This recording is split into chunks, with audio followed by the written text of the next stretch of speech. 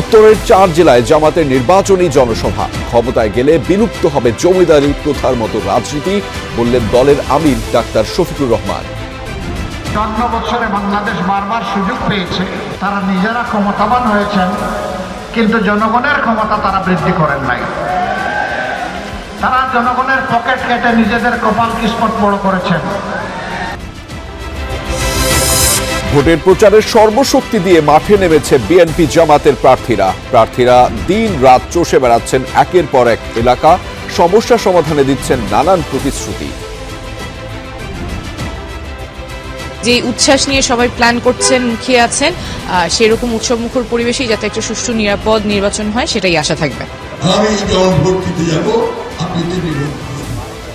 কে আপনাদেরকে হামলা করতেছে, কে আপনাদের আটকাচ্ছে, এটা আমরা দেখব। নাগরিক সুবিধায় পিছিয়ে থাকা ঢাকার নতুন ৩৬টি ওয়ার্ডে নির্বাচনী হওয়া, প্রার্থীদের অঙ্গীকারে পুরোপুরি আস্থা নেই বাসিন্দাদের, ভোট দিবেন পরিবর্তনের আশায়।